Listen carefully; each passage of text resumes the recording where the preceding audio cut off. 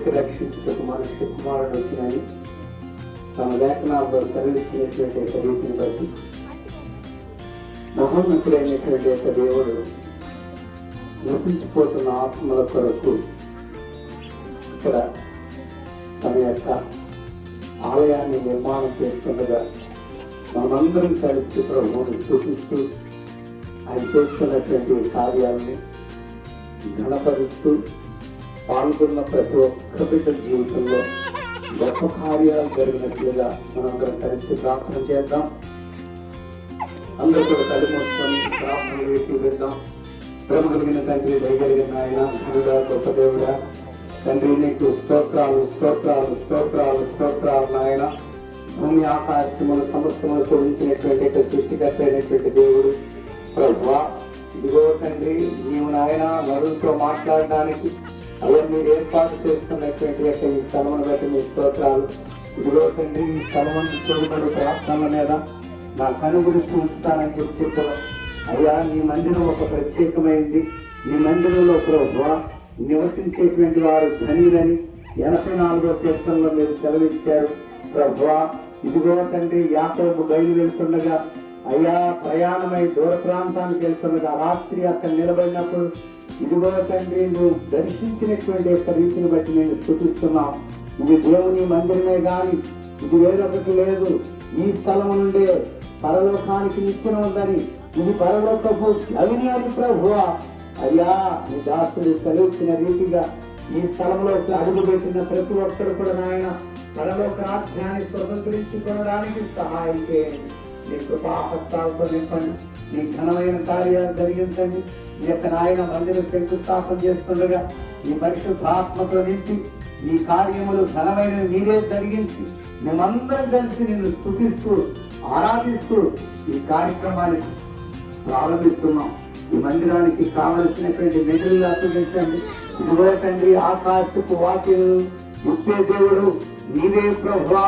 అద్భుత ఆశ్చర్యకరమైన కార్యాలు జరిగించి ఈ మందిరాన్ని ప్రభువా మీరు ప్రారంభించమని మీ ఆత్మతో నింపి నడిపించమని యేసయ్య ఘననామమున ప్రార్థిస్తున్నాం తండ్రి. ఆమేన్. మంచిది. దేవుని యొక్క వాక్య భాగాన్ని 2 మాటలు మనం కలిసి చదువుకుని కార్యక్రమాన్ని ప్రారంభించుకుందాం.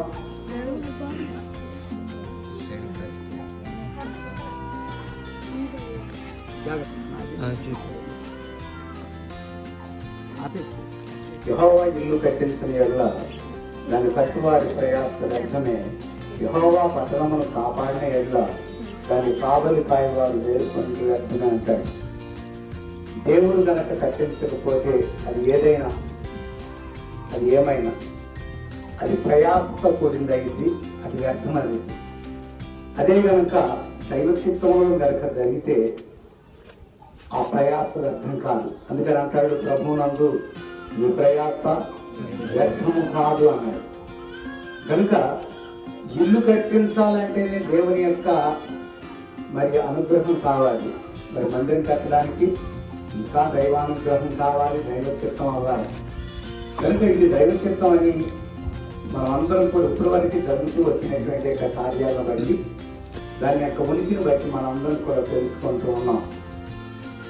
మరి ఈ మందిరం కట్టబడడానికి అసలు ఈ మందిరం ఎందుకు ఇక్కడ కట్టబడతా ఉంది, దీని యొక్క విధానం ఏంటి, ఎందుకని ఇక్కడ దేవుడు మందిరాన్ని ఏర్పాటు చేస్తున్నాడు?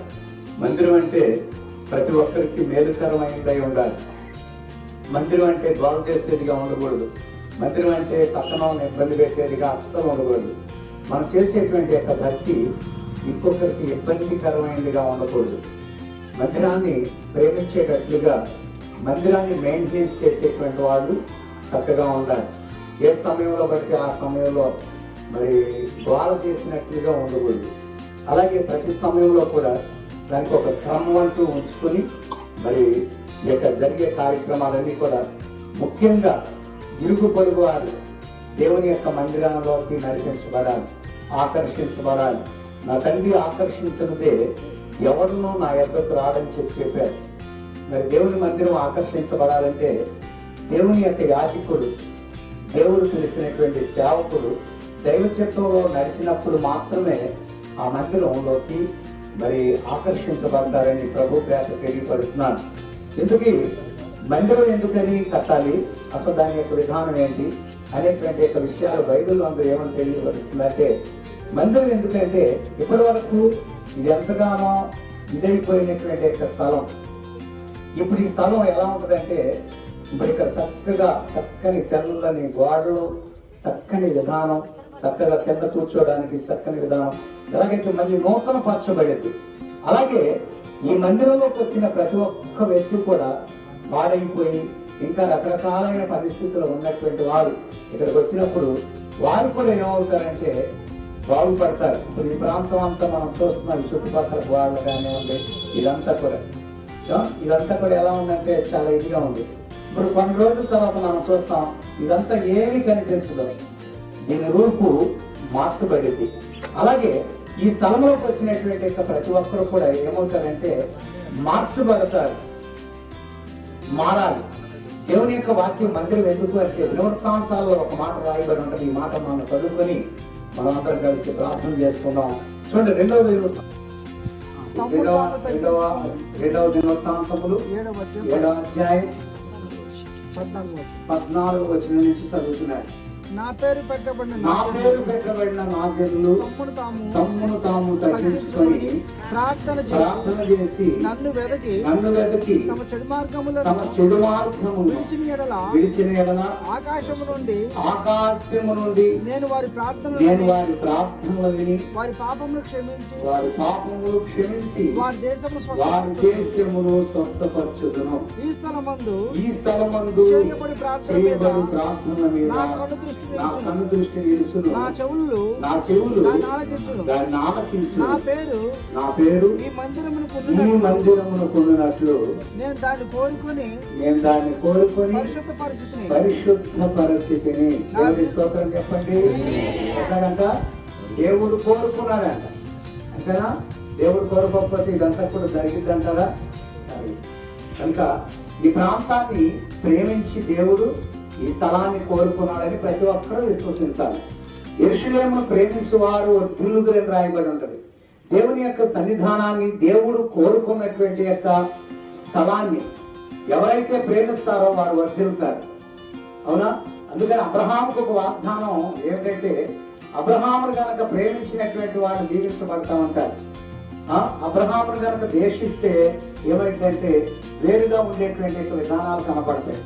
ప్రేమించే వారిని ప్రేమిస్తానంటాడు, ద్వేషించే వారిని వేరే విషయాలు అంటే నా నోటితో పలకుండా మాట చెప్తున్నాను.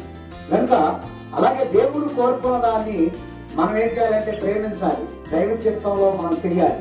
అలా చేసినటువంటి వారి కుటుంబాలు, వారి బిడ్డలు, వారి సంతానం ఏమైందంటే దీవించబడింది, ఆశీర్వదించబడింది. దేవుని మందిరమే కానీ, ఇది దేవుని మందిరమే కానీ వేరొకటి కాదంటాడు. యాకోబు ఒక ప్రదేశం నుండి వెళ్తా ఉంటాడు. వెళ్తున్నటువంటి ఆదికాండంలో మనం చూసినట్లయితే ఆ రాత్రి అక్కడ పండుకుంటాడు, అక్కడ నిద్రపోతాడు. అక్కడ ఒక రాయి తీసుకుని తలగడగా చేసుకుని పండుకుని నిద్రపోయి ఆ రాత్రి ప్రభు మాట్లాడతారు. ఏం జరుగుతాడు? దానికి ఒక కళ వచ్చింది. ఏమిటా కళ అంటే, ఒక నిచ్చిన ఆ స్థలంకు వేయబడింది. ఏమైబడింది? ఒక నిచ్చిన ఆ స్థలంకు వేయబడింది. ఆ నిచ్చిన మీదంట దేవుని యొక్క దూతలు ఎక్కుతూ దిగుతూ ఉన్నారు. ఎక్కుతూ దిగుతూ ఉండి ఆ నిచ్చిన కొన పైన దేవుడు ఉన్నారాయన. దేవుని యొక్క దూతలు ఏమవుతున్నాయి? ఎక్కుతూ దిగుతున్నాయి. ఆ నిచ్చిన పైన దేవుడు ఉన్నాడు. అక్కడి నుంచి యాకోబుతో మాట్లాడుతున్నాడు.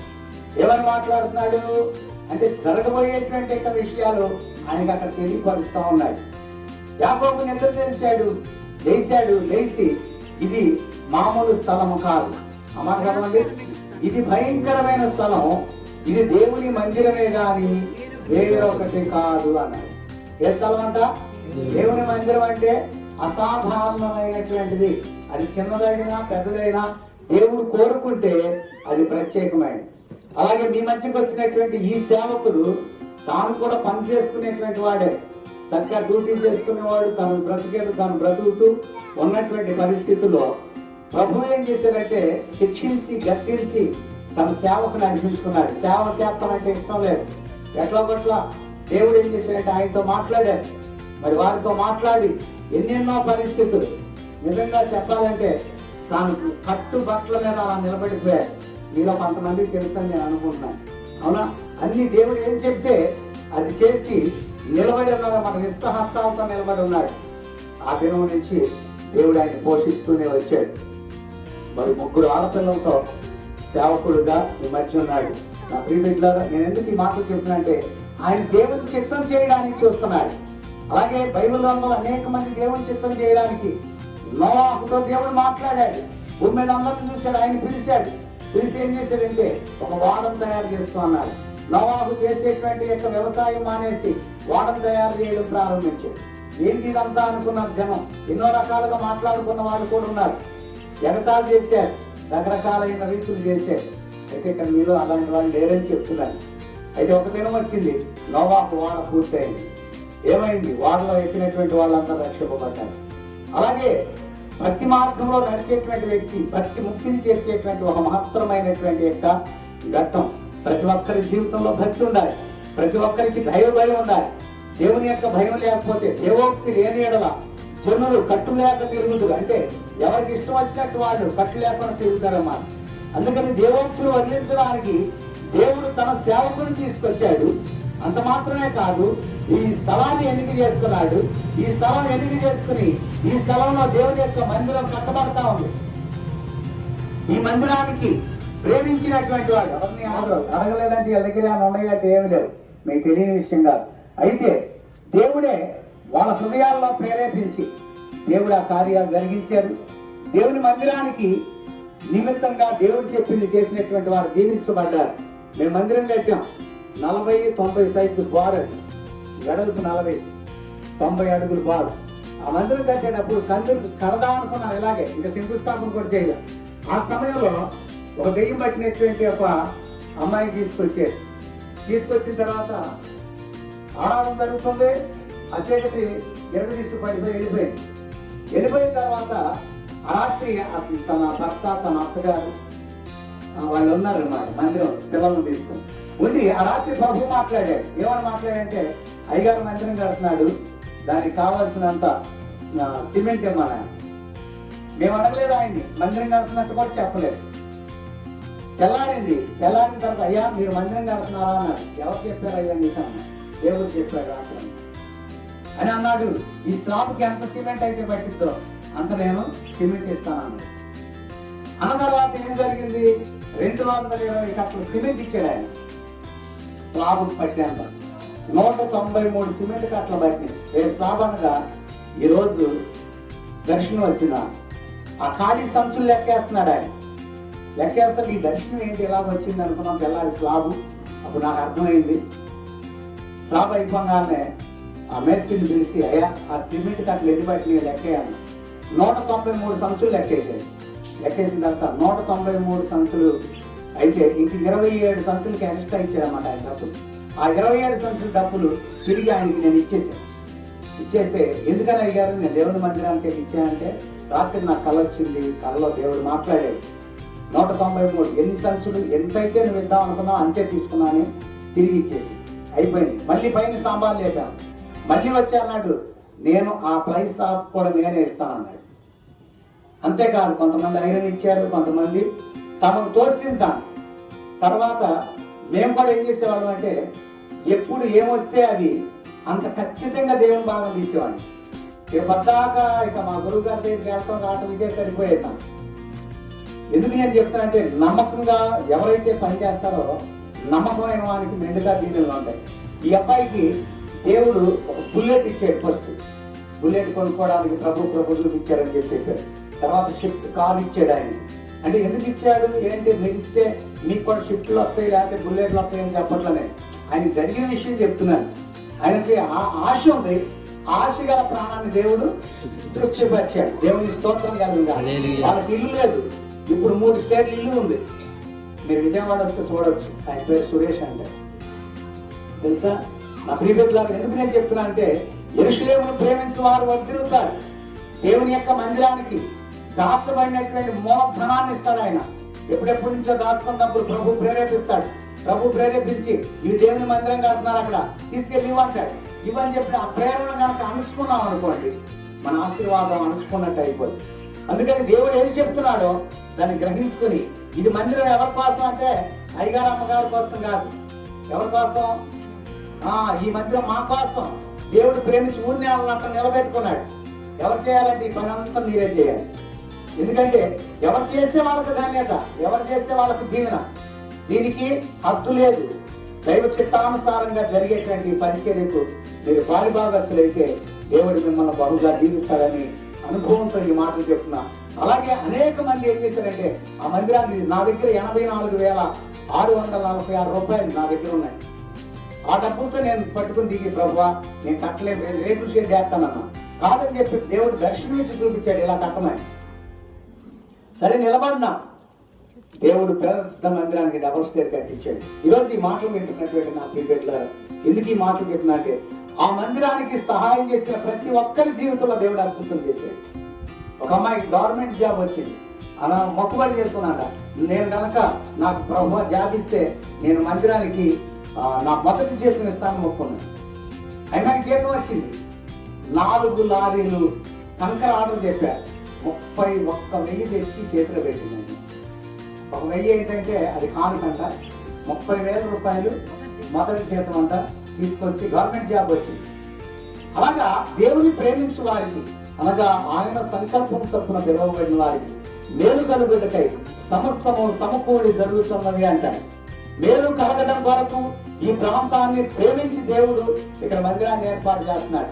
ఇదేదో వ్యాపారం చేసే స్థలం కాదు, లేదా ఏదో ఇల్లు డబ్బులుండి ఇల్లు కట్టుకుంటే 4 అద్దెలు వస్తాయి, కట్టిన అద్దెలు వస్తాయి అని చేసేది కాదు. మనకు పిల్లలు ఉన్నారు, ఆ పిల్లలను పక్కన పెట్టి దేవుని పని చేయడానికి దైవదాస్తులు మీ ముందు నిలబడి ఉన్నారు. కనుక మీరందరూ కూడా ఇది ఎవరో చేసుకుంటున్నారులే, ఇది మంది కాదులే, మన సహవాసం కాదులే, మా సహవాసం అది ఇట్లాంటివి అనుకోకాదు. సహవాసాలు ఉన్నటువంటి వారి పరలోకానికి తోడు యేసు క్రీస్తుని ఎవరైతే విశ్వసిస్తారో, ఆయన చిత్తం ఎవరైతే చేస్తారో వారు పరలోక రాజ్యాన్ని స్వతంత్రించుకుంటారు. అలాగే ఈ మందిరాన్ని కట్టేటువంటి వారు ఎవరైతే ఉన్నారో, మేస్త్రులు, కూలీలు ఎవరైతే ఉంటారో వారందరూ కూడా దీవించబడతారు.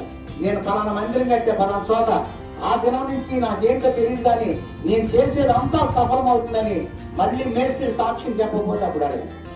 ఎందుకంటే దేవుణ్ణి ప్రేమించి దైవ చిత్తాన్ని చేసేటువంటి ప్రతి ఒక్కరి జీవితాల్లో దేవుడు గొప్ప కార్యాలు చేస్తాడు, చేశాడు.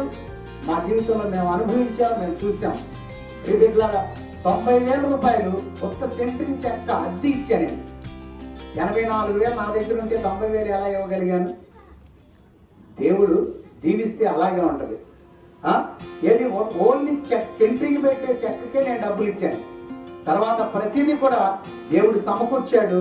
మరి సమకాలంలో దేవుడు ఆ విధంగా మందిరాన్ని ఏర్పాటు చేశాడు. మీరు రండి ఏలూరు ఒకసారి, మీరందరూ సంఘం అంతా కూడా వచ్చి ఒకసారి చూడండి. ఆ స్థలంలో అడుగుపెట్టిన ప్రతి ఒక్కరు కూడా ఎంత దీవించబడుతున్నారు, ఆశీర్వదించబడతారు. ఈరోజు మాత్రమైనా మీరందరూ కూడా ధన్యులు. మరి మీ మధ్య దేవుని యొక్క మందిరం నిర్మాణం జరుగుతూ ఉంది. ఈ మందిరాన్ని ప్రేమించండి, మీరు దీవించబడతారు, ఆశీర్వదించబడతారు. ప్రార్థన. మన మధ్య ఉన్న మంది నిర్మాణం కోసమున్నారు ప్రేమ కలిగి ప్రతి ఒక్కరూ పురుకొలిపి నేను ప్రధాని కలిగి ఈ మందిర నిర్మాణంలో ప్రతి ఒక్కరూ పాలుభాస్తులు అవ్వలాగున చక్కని మందిరం కట్టబడలాగున ఈ మందిరంలోనికి నాయన కలిగే సంఘ సభ్యులే కాదు, ఈ ప్రాంతంలో అందరూ కొడుక నేను అంగీకరించబడలాగున అయినా నీ నామాన్ని మహిపరచబడలాగున, నీ నామాన్ని గొప్ప చేయబడలాగున నీ ఘనమైన కార్యాలను జరిగించమని ప్రార్థిస్తున్నా. తండ్రి ఈ మంచి స్థలంలోని కూర్చున్న వారందరూ దీవించబడాలి, ఆశ్రయించబడాలి, క్షేమాలు మేలు పొందుకొని ప్రతి ఒక్కరు నీకు సాక్షి బిడ్డలుగా సిద్ధపరచమని ప్రార్థిస్తున్నాం. ఈ దాసుని ద్వారా ఈరోజు కార్యం చేయడానికి ఆయన తనలారా మా కొడుకైనా ఆయన చూసే భాగ్యాన్ని పెంచినందుకు సూత్రార్థిస్తున్నాం. నువ్వు జరుగుతున్న కార్యక్రమం చక్కగా జరిగించి మేము తెచ్చుకొని యేసు క్రీస్తు వారి శ్రేష్టమైన నామమును బట్టి ప్రార్థించి వేడుకుంటున్నాం తండ్రి. బయలుదేరి హారము వైపు వెళ్ళొచ్చు. ఒక చోట బ్రతుకుంటున్నందున అక్కడ రాత్రి నిలిచిపోయి ఆ చోటు రాళ్ళలో ఒకటి తీసుకొని తనకు తలగడగా చేసుకొని అక్కడ పండుకొనెను. అప్పుడు అతడు ఒక కల కనెను. అందులో ఒక నిచ్చెన భూమి మీద నిలపబడి ఉండెను. దాని కూడా ఆకాశము నందెను. దాని మీద దేవదూతలు ఎక్కుతూ దిగుచుండేది. మరియు యెహోవా దానికి పైగా నిలిచి, నేను నీ తండ్రి అయిన అబ్రహాము దేవుడను, ఇస్సాకు దేవుడైన యెహోవాను. నీవు పట్టుకొని ఉన్న ఈ భూమిని నీకు నీవు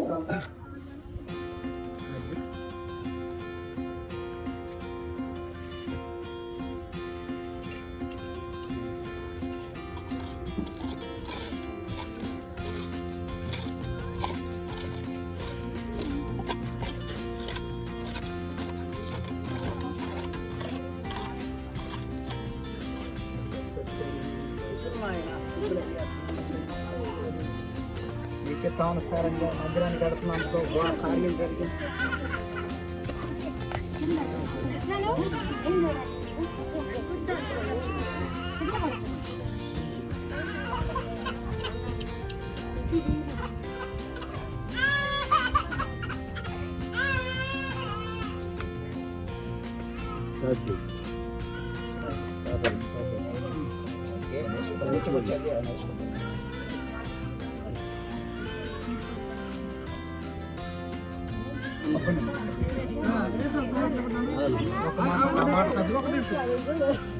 పక్కన ప్రార్థన చేద్దాం. ప్రేమస్వరూపైన తండ్రి, నీ స్తోత్రాలు నాయన. మీ కార్యములు ఘనమైనవి ప్రభావ, మీరే జరిగించి సహాయం చేయండి. ఇదిగో తండ్రి, మీ కృపాహస్తాలతో నేడుగా ఉంచి నడిపించండి. దేవా, నీ కార్యములు ఘనమైనవి జరిగించు అయ్యా. యాకోబు తన పాలగడగా దేవుని మందిరంగా ఈ దినం ప్రతిష్టం చేస్తున్నాం దేవా, ప్రారంభిస్తున్నాం, శంకుస్థాపన చేస్తున్నాం. మీరే కార్యం జరిగించమని యేసయ్య ఘననామ ప్రార్థిస్తున్నాం తండ్రి. తండ్రి, కుమార, పరిశుద్ధాత్మ త్రియక దేవుని నామములో ఇది దేవుని మందిరంగా ప్రతిష్ఠిత చేస్తున్నాం.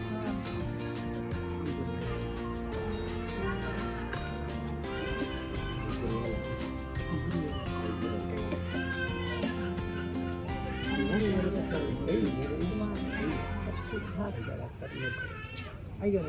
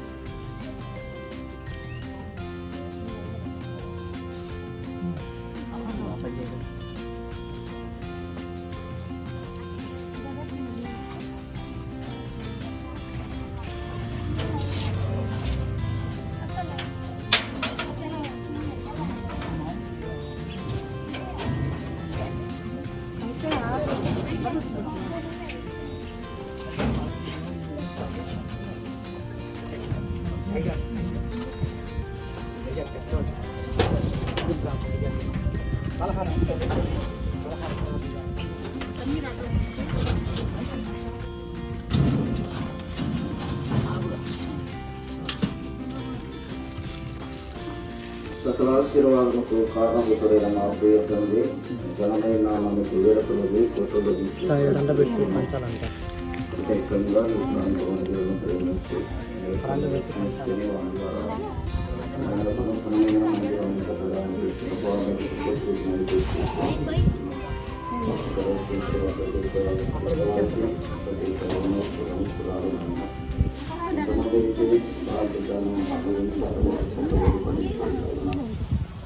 క్షేమాన్ని ఆశీర్వాదాలు పొందున్నారు.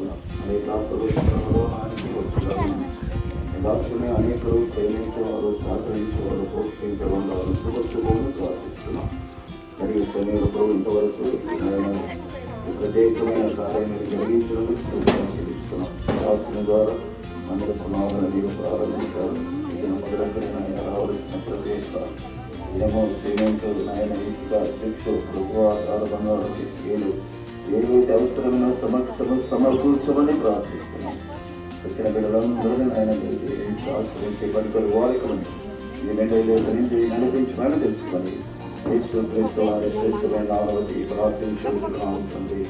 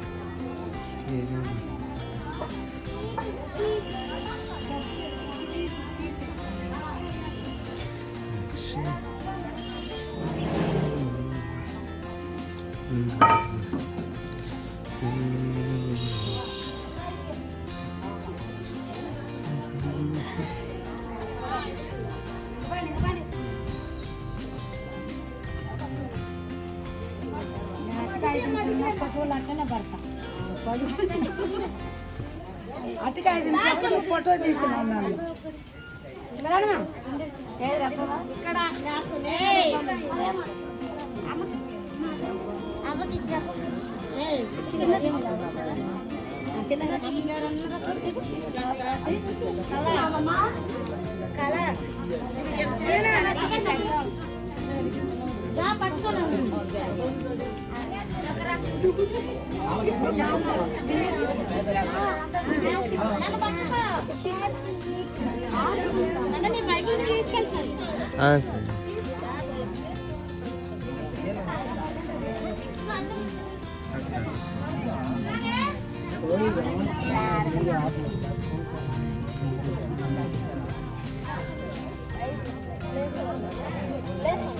సరే కావాలి ముందు అయ్యారు మా అయ్యారు కూడా పైకి ఎక్కించారు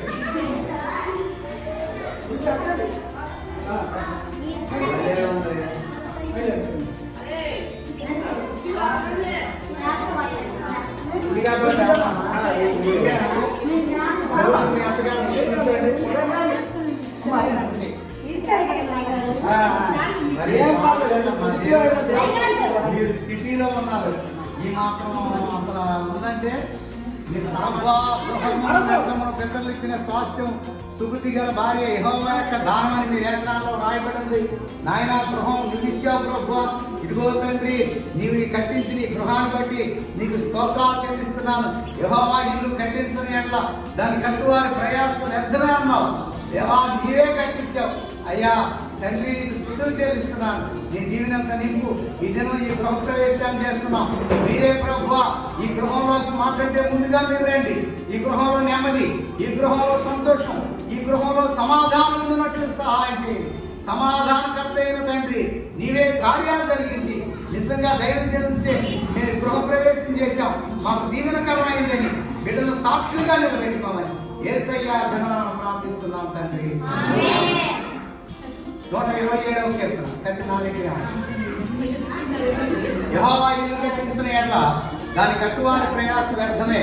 యెహోవా పట్టణమును కాపాడిన ఎడల దాని కావలి కాయ వారి వేరుకుని ఉండే వ్యర్థమే.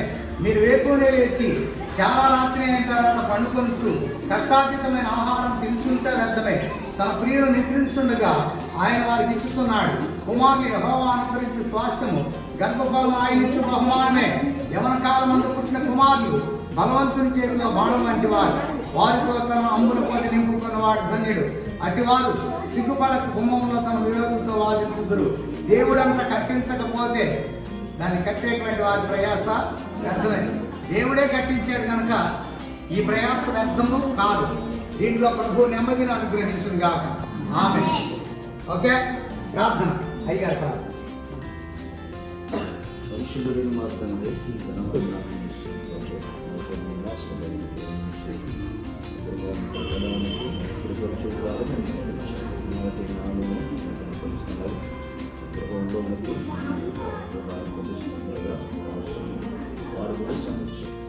సమాధానం సమృద్ధిని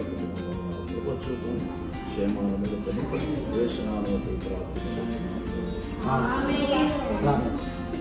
పరిశుద్ధమైన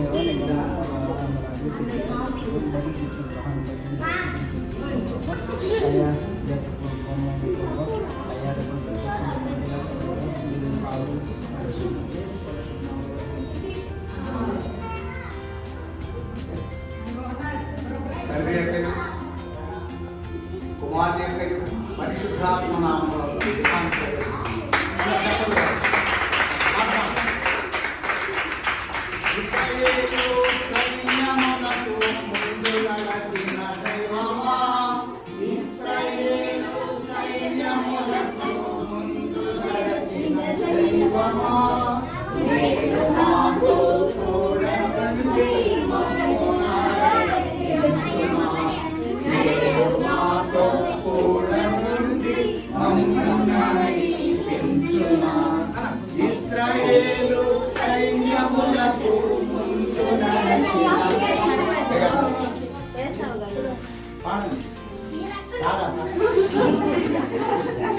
ముందు నడచిన దైవమా నేడు మాతో కూడా ఉండి నడిపించుమా నేడు మాతో కూడా ఉండి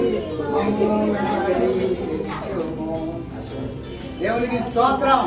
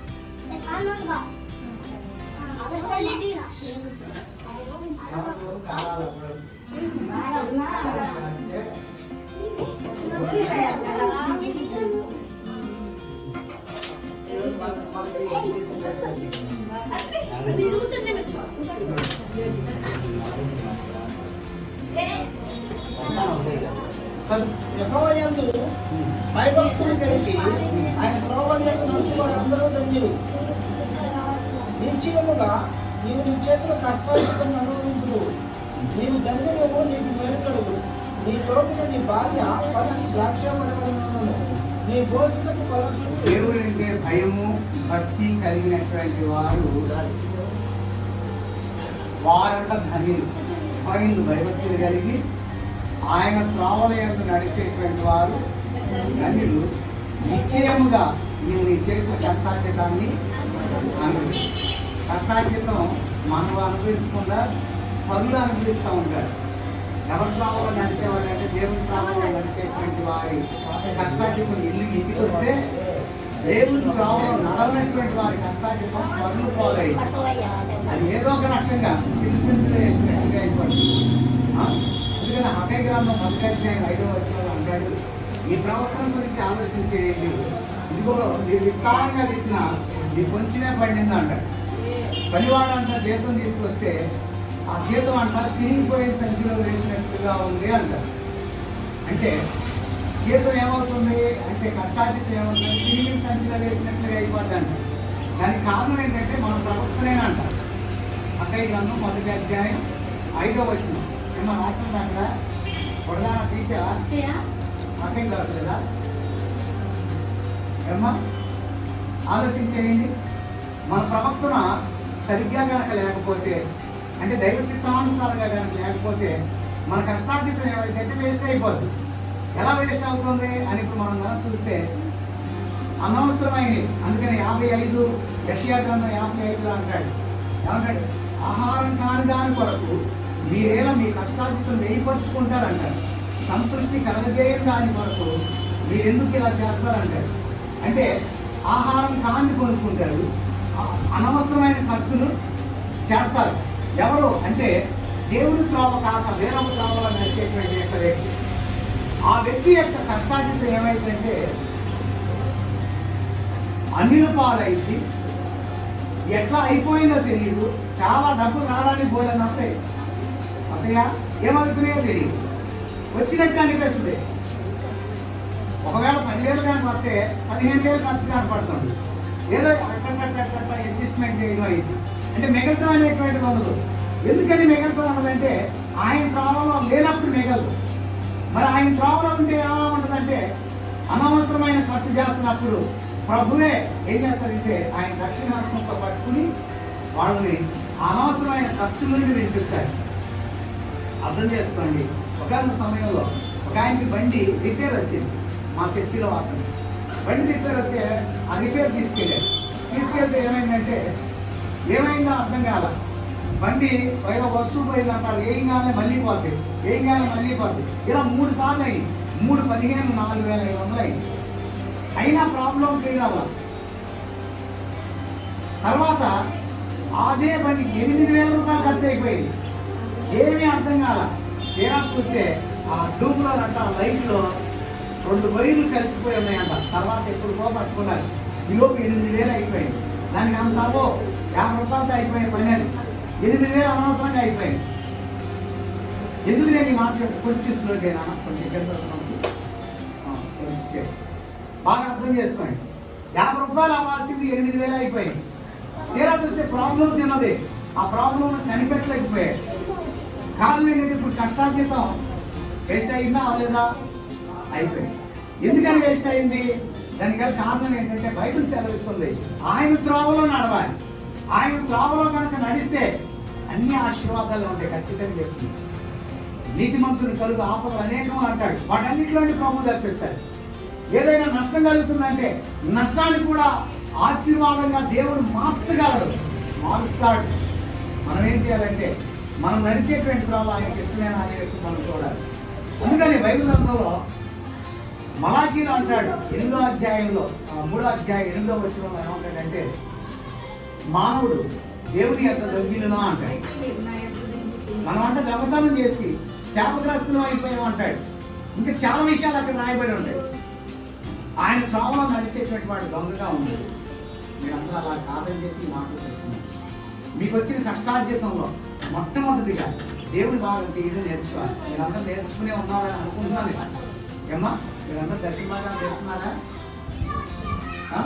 చేస్తున్నారంటే ఎవరు చేస్తున్నారు? గుడ్. ఒక చేప తెచ్చుకున్నాం అనుకోండి, 500 రూపాయలు పెట్టి పెద్ద చేప తీసుకొచ్చామనుకో ఏం చేస్తారు?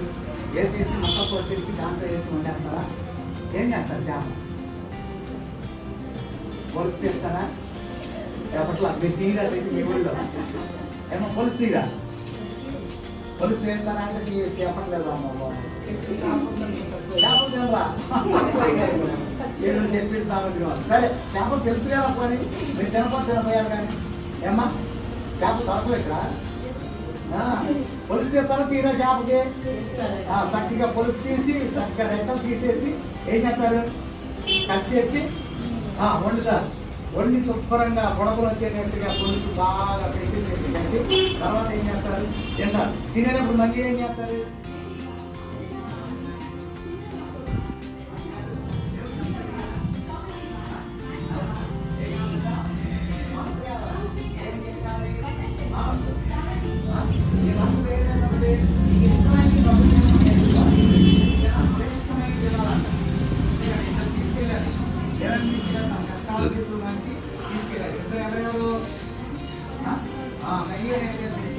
ఒకరు మాత్రం అంగీకరించాడు, ఇంకొకరు దేవుడు అంగీకరించాడు. ఎందుకని అంటే ఇద్దరంతా శ్రేష్టమైనది అర్థము తీసుకెళ్ళారు.